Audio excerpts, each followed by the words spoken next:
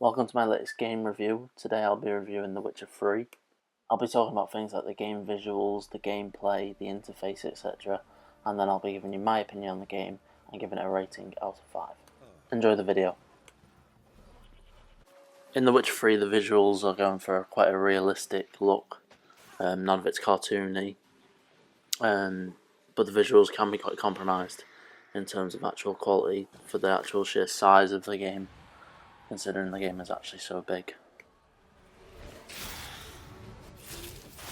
The controls used within The Witcher 3 are quite similar to other games, with A being used to interact with different parts of the map, and holding A down allows the player to sprint, B is used to jump, and X and Y are used for performing different moves and attacks on the enemies that you come across within the game.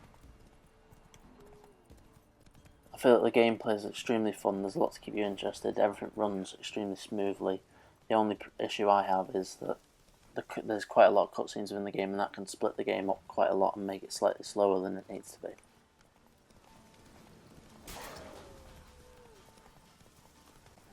The Witcher 3 allows the player to travel in different ways around what is quite a large map, so you can go by horse or by boat, as you've just seen there. This allows you to travel from one end of the map a lot quicker than it would be by foot. The game is very heavily story based, so the player must remain concentrated throughout the quests and missions, as whatever's happening is likely to tie in with the main storyline. There are many cutscenes within the game which tie in greatly with the story and the quests that you're doing throughout. You're also given options on what to say during these cutscenes, so it's important that you remain concentrated on what's going on. It was not to be forever.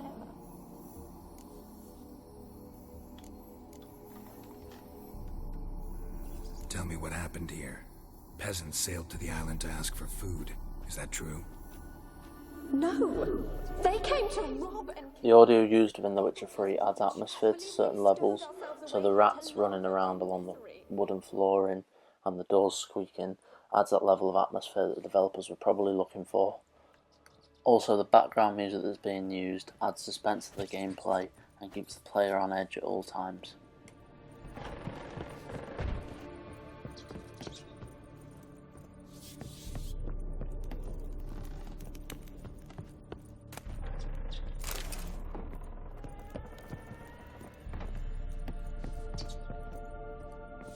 The interface for The Witcher 3 is quite sharp and follows a certain pattern that other games follow, so you have a quick access menu which allows you to look at potions and different magic spells that can be used within the game.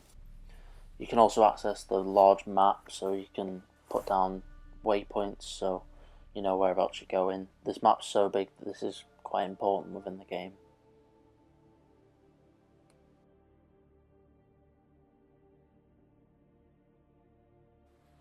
Going through the pause menu, you can also access the inventory, so this allows you to change different equipment that you're using or different clothes that you're wearing, and it just adds more customization for the player. Overall, I feel that The Witcher 3 does represent value for money, and I feel that if you're quite into sort of heavily story-based games, then this game is perfect for you. If you're not into heavily story-based games, it might not be the sort of game that you're looking for, as it really does revolve around a story completely and the quest that you're doing throughout the game. Overall, I feel that The Witcher 3 is an extremely good game. I feel that the sheer size of the map and the amount of things you can do within the game means that you're never likely to become bored. However, in my opinion, I'm not that interested in heavily story-based games. When I look at a game, the story isn't the main priority to me, and therefore I'd like to give The Witcher 3 a rating of 4.5 out of 5.